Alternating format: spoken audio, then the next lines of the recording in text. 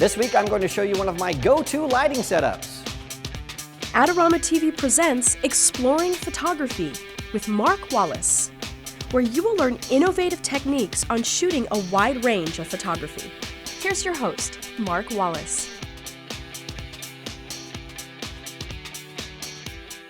Hi everybody, welcome to another episode of Exploring Photography. I'm Mark Wallace right here on Adorama TV, and Carissa is here today. She walked into the studio with this amazing dress, and she's one of my favorite models, and I thought, man, we have to shoot this. And so immediately my mind went to a always works go-to lighting setup that I use when I want to shoot a almost full-length portrait. And so I thought, why not share it with everybody that's watching us on Adorama TV? So let's do that right now. So Chris, I'm going to have you go back to your spot. Now the nice thing about this is it uses two lights, gives us a very, very nice soft look, and also a reflector. So here's how it works. So right over here we have sort of the star of the show. This is a 4x6 Profoto Softbox, and you can use any large light source. This is an RF. There's a new Profoto RFI that is much less expensive, but it still gives you this beautiful, really large source of light, and so you might want to check that out. So this is really what's illuminating most of Carissa, and so we get from head to about knees a perfect exposure. Now around on the other side here, you'll see is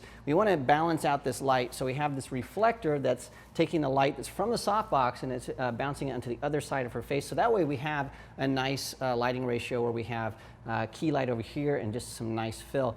And this light, you'll notice, is just a little bit in front of Carissa, so we have light that's sort of wrapping around.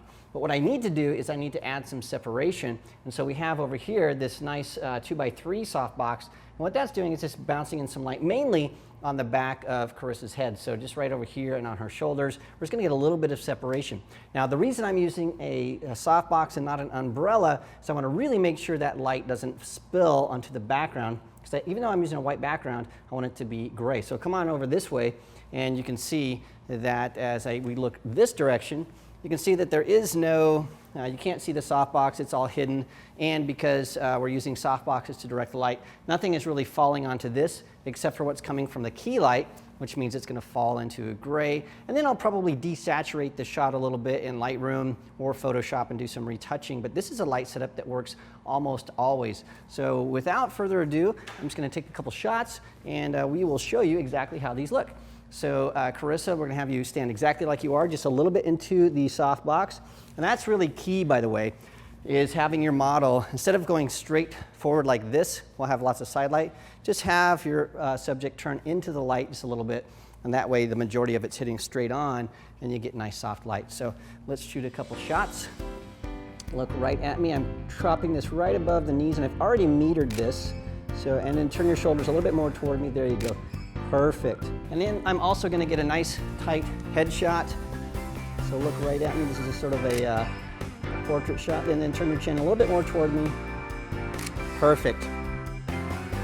Well, that's one of my go-to lighting setups, and you can take this lighting setup and modify it using the stuff that you have in your studio, and that way you'll have a go-to lighting setup that works every time. The key to this is one large key light, a nice reflector for fill, and then just an added bonus, a separation light. You don't always need that separation light, specifically if you're shooting somebody that has light hair, unlike Carissa.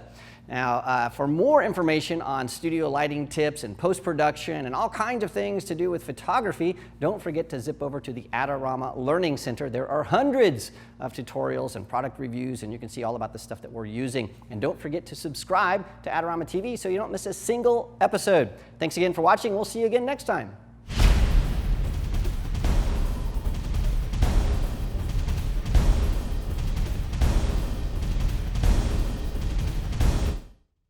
Now do that for your, sorry. Do that for yourself. Do that yourself. Do that to yourself. Do it. Do it.